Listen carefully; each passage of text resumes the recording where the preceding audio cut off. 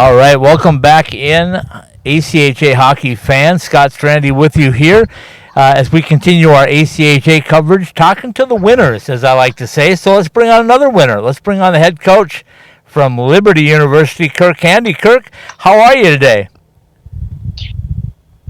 Great, Scott. Thanks for having me on. Okay, so we talk about the national tournament all the time. We also talk about how difficult it is, but it's always a good start that gets you propelled. It seems like you guys had a good start today. Am I correct there? Yeah, you know what? Anytime you can score the first goal, definitely puts you in a great spot. And so, 3 minutes exactly into the game, at the 17-minute mark, we're able to score the first one and jump out to that 1-0 lead. Tell me about your season, because it's kind of been up and down, but not only up and down in the fact that wins and losses, but you put yourself in a position this year to play some really tough games for a purpose, and that purpose seems to be right now. Well, exactly. We don't ever want to shy away from playing a tough schedule, and whether that's opportunities to play NCAA Division I teams, whether that's opportunities to play the best teams in ACHA Division I, we want our student athletes to have that opportunity. So, it was a very tough schedule, especially the second half of the year, with the teams that we had to play. But, going into the tournament, I've told people this. I believe we're the only team in the country to beat the number 1, 2, 3, and 4 team going in. So it puts us in a unique spot. Speaking of unique spots, and you are correct on that, when you think about the tournament and who you get to play and how you get to play them, it's always important to try to get the right seeds. But it seems like you guys have found this spot more than once. Is that correct also? Yeah, it is correct. We've been the fifth seed a few times in the last couple of years. And, again, you play at the 10 o'clock games in the morning. That's kind of a unique opportunity, I guess you would say, to play in the morning. But it's something that, as a program, we feel totally comfortable with.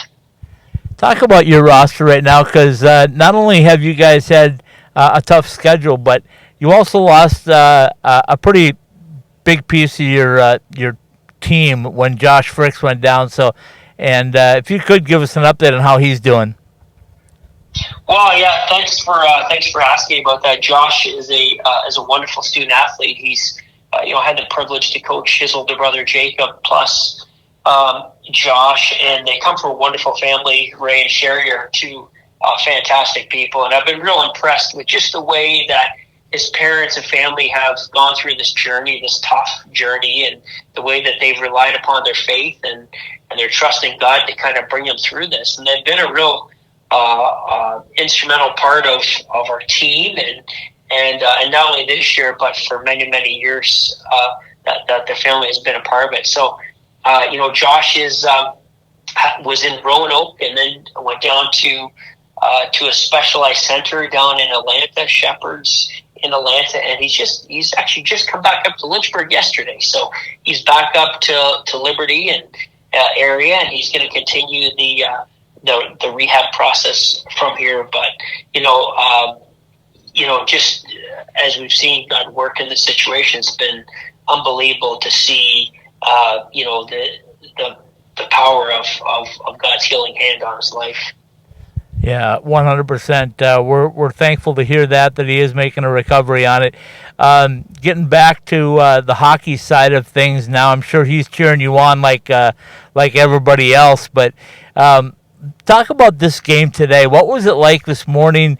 And it looked like the guys are fired up. You talk about getting the first goal, but then you kind of just continued to roll, right?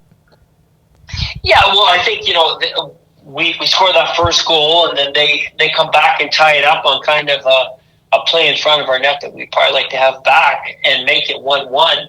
And then we go on the penalty kill, and puck's kind of sent around the boards, and one of our guys, Matt Bartel, puts it on net and it goes in. I think kind of probably surprised the goalie a little bit, but jumps us out to a 2-1 lead, and then you're able to get that next one. And then the fourth one, was a power play, our only power play of the game. We're able to capitalize on it. Last table, a great shot, and sends a one-timer into the back of the net. So we got 4-1, and then they're on the power play, and we're on the PK, and we go in and we take a 5-minute penalty. So now we're down for over 2 minutes, 5-on-3, and so or for 2 minutes, 5-on-3, and then we have to come off the 5-minute penalty. So again, we were able to kill it off, which I think was a key point in the game for us, and then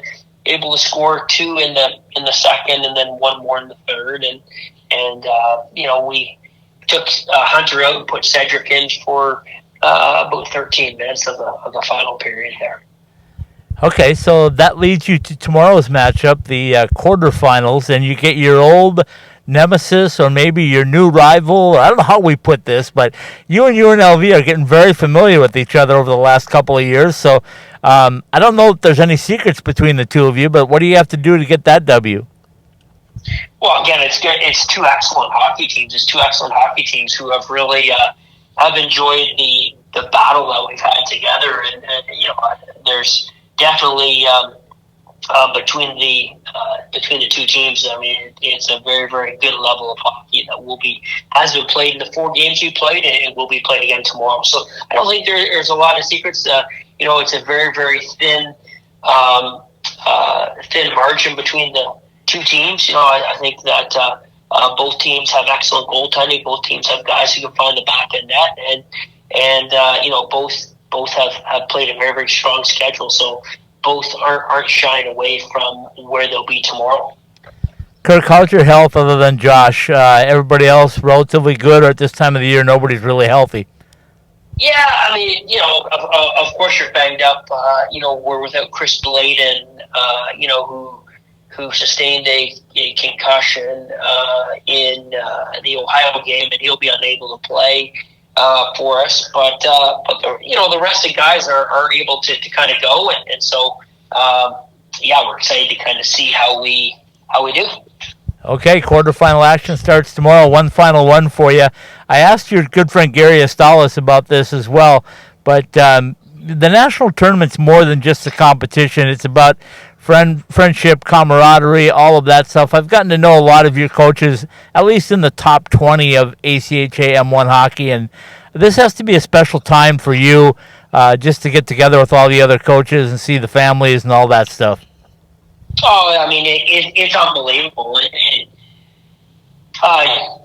Far past the wins and losses, I'm always going to have the relationships with our current student athletes, relationships with guys who've coached at me at Liberty, and then, other relationships with guys who've coached against me around the country, and special relationships. And I think of, just especially this year with the situation with Josh Fricks, the amount of people who have reached out to us, other coaches, other teams, and has been unbelievable. And it's something that, you realize that the value of your relationships you have with them, and the fact that this goes way beyond hockey. It's life, and I love having my family around, here at the national tournament, so they get to meet their coaches, and they realize that beyond the rivalries, there's a friendship, and there's a part of real life side of hockey that I want them to understand and to know that that's of utmost importance as well. Coach, appreciate your time as always. Best of luck tomorrow and beyond, and we'll catch up again real soon, I promise. Absolutely. Thanks for having me on. I really appreciate it. Have a great day.